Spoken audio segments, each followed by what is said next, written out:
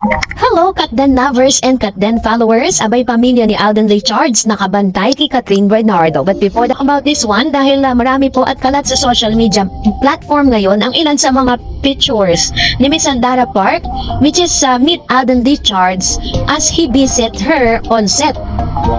Sandara Park got visit from none other than Alden Richards. On Instagram, the K-pop icon shared some snap with the Asia multimedia star on the set of the upcoming K-pop survival show Be the Next 9 Dreamers, where Sandara will serve as one of the hosts.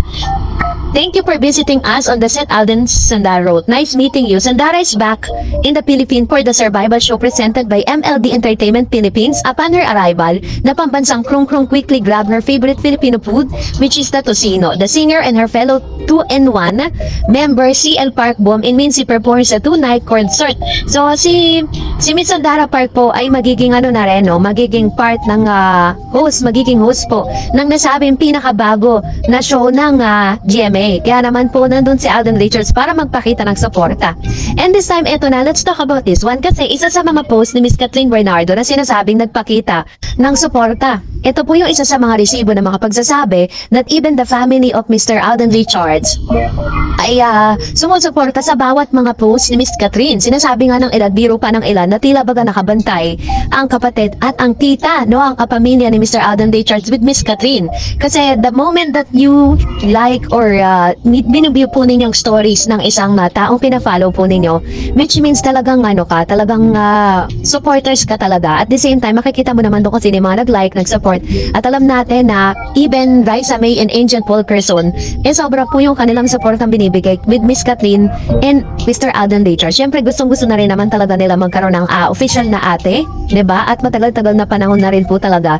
Nag-aantay sila na mayroon lang tawaging ate dahil yung kuya nila, still hanggang sa ngayon, wala pang pinapakilala sa kanila. Pero this time, ang nakakatuwa lang is talagang pinapakita nila kung paano nila supportahan. Which means na hindi napuputol yung kanilang komunikasyon, yung relationship nila ay hindi nag-end dahil lang doon po sa doon po sa movie. Kasi ganun yung pinapakalat ng ilang mga bashes ng Katden na yung kanilang relationship daw ay natapos nang matapos na ang movie ng Hello Love Again, na bagay na hindi natin kayang paniwalaan kasi dahil sa mga naglalabasan din mga news. At the same time, isa rin sa mga nakikita kong dahilan dahil nga meron pong panibagong proyekto si Alden Richards at yung ilang stars din po ng ABS-CBN katulad ng Kim Pao. Sabi po ng ilang mga showbiz critics na pinapatahimik muna, pinapalaylo ang mga Katden, yung Katden para naman mabigyan ng emphasize ang Kim Pao lalo-lalo na sa kanilang movie. So, masaya tayo na makita na talagang over yung suporta binibigay ng pamilya ni Mr. Alden Richards with Catherine Bernardo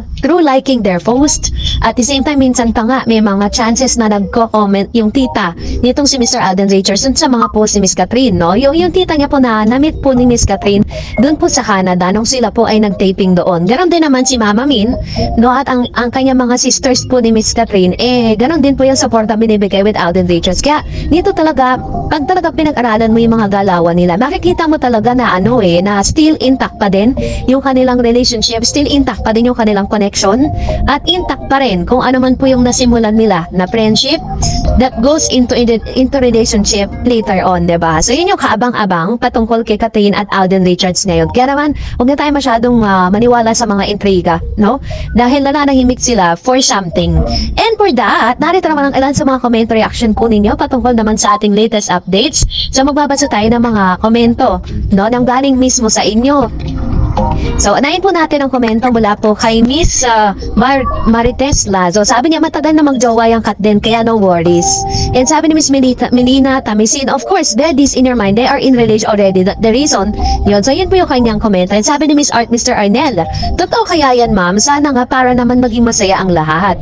So, kasi yung last update po natin, kung ano pa ba yung magiging kaganapan between Catherine Bernardo and Alden Richards is coming, yung araw ng mga post. So, sabi ni Miss Ruth Tanya, hello, Mr. Eds, and to your avid followers. Sinabi naman ni Alden sa interview niya kay Boy Abunda na kapag kaya rin lang ng oras niya, pumupunta siya sa bahay ni Ina Catherine. O kung hindi man sila magkitang dalawa, lagi naka-update si Alden kay Kat. Kung naalala mo, Mr., yung interview niya ni Kat sa Pama, so sinabi niya na masyadong updating si Alden sa kanya. So hindi talaga mawawala ang communication nilang dalawa. At siguro, sinabihan ng kanilang network si Alden at Kat na wag muna magpapakita na magkasama in public to give way.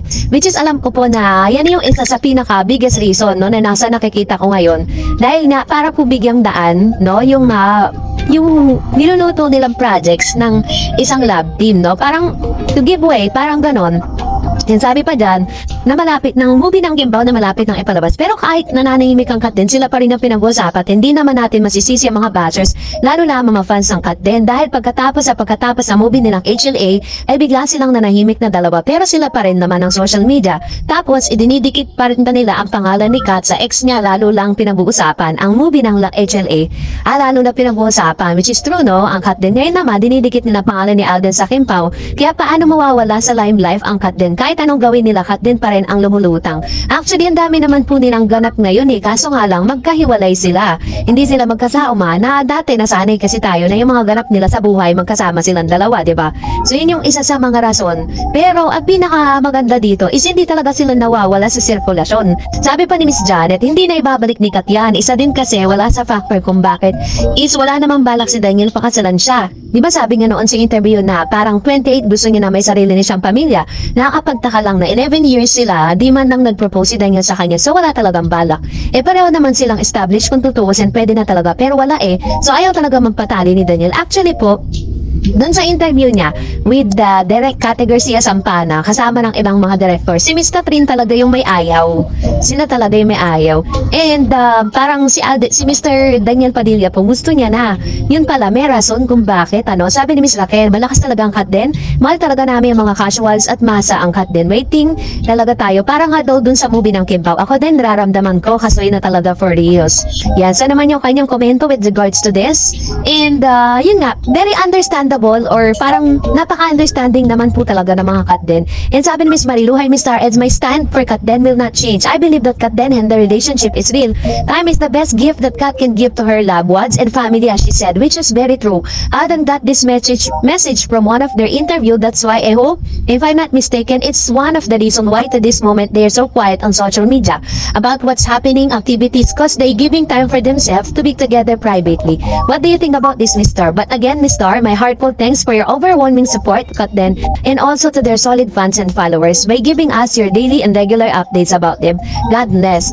Actually, may punto po kayo dito, Miss Marilu, ha? Parang nananahimik sila sa mundo ng social media because they're giving them time privately, no? Na parang ninanamnam nila yung talagang super pahinga nila kasi nakakapagod naman talaga yung kanilang ginawang movie at the same time yung kanilang araw-araw na pagpo-promote, pagpunta sa mga provinces, diba? Yun talaga yung nakakapagod.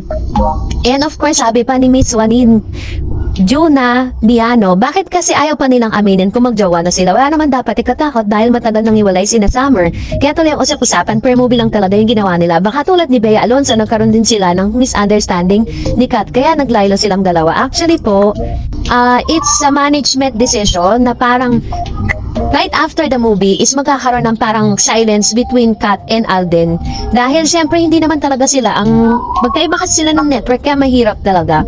And sabi ni Miss Lina, ako 100% na may jowa na silang dalawa. Sabi ni Alden na laylo muna siya ngayon 2025. Balikan niya yung isang interview nung dinidinay niya si Sanya. Sabi niya doon kapag nagka-girlfriend siya maglalaylo na sa siya showbiz at focus sa girlfriend, which is true. Sabi pa ni Ma'am Shimalu, kahit walang resibo basta sila na, yung iba dyan may resibo nga pero edited na pictures naman. And sabi ni Miss Bella, pray lang tayo na sila na talaga. Ito naman yung kanyang komento with regards to this.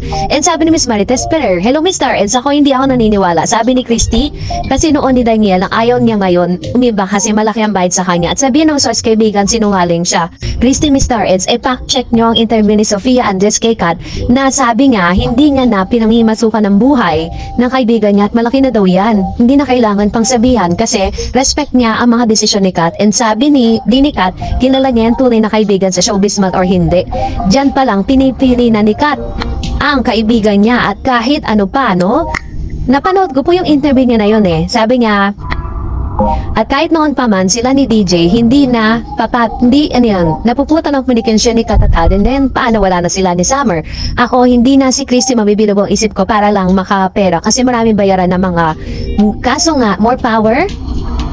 NP Star at pagpatuloy mga updates sa idol natin. Kat Dennis Real, Team Panatan, Kat Den. Ayan, salamat po Ma'am Shi sa inyo pong komento at salamat also sa inyong pagpili araw-araw sa ating channel, ano, na hindi po kayo nagsasawa na manood at patuloy na piliin at makibalita patungkol po sa Kat Den. And sabi ni Ma'am Shiteno, imposible naman kasi na wala na talagang ganap sa kanila, lalo na naging close sila kahit halimbawa hindi sila sure they will miss the friendship. I think sinabihan sila ng higher ups to do this, which is true. Ito po yung isa sa mga nakikita kong dahilan na parang kaya naglaylo po sila kasi parang ang bilis naman, diba? Pagkatapos as in wala na tayo nakita sa kanila ng mga ganap. Siyempre may mga secret ganap yan na hindi na nila isinasa publiko because sabi nga ni Alden, diba? Na privacy is everything talaga eh. Mga parang yan talaga yung niya, ini-inculcate niya sa public na kailangan dalangin kung ano man po yung privacy na meron sila. And another one, sabi ni Ms. Remedios, may point talaga si Alden sa bahay ni Kat. Magpupunta dahil iwalay kasi sila ng network. GMA si Alden at ABS-CBN. Kaya sa bahay ni Alden, bumibisita ni Catherine. Napakabait ni Alden at sa mga magulang ni Catherine. Kaya kasi yan po talaga yung mga bali-balita na hindi naman talaga tumigil si Alden Richards sa panunuyo at pagpunta po sa bahay mismo ni Miss Catherine Bernardo. Kaya nga consistent si Istaki eh. Sabi ni Miss Tess Marsal, may inang nilalang lang ang naniniwala sa Katniel. Wala na yan, Kat Den. Sabi niya na kailanman hingi Kat Den forever lang. Sabi ni Miss Remedios, may point talaga si Alden. Ayan, ninulit ka lang yung comments niya, no? So sabi niya, mahinang nilalang ka kapag naniniwala ka na magkakaroon ng comeback ang Katniel. But anyways, syempre katulad nung sinasabi ko sa inyo, at the end of the day, it's all Catherine Bernardo's decision kung ano man yung magiging decision niya. Okay? Kung dun talaga, dun, ang pinaka-wish lang natin, yung magiging decision niya is maging masaya siya. So that's it for today. For more videos and updates, please don't forget to like and subscribe. And please don't forget to follow my Facebook page, Dar Eds TV. God bless everyone!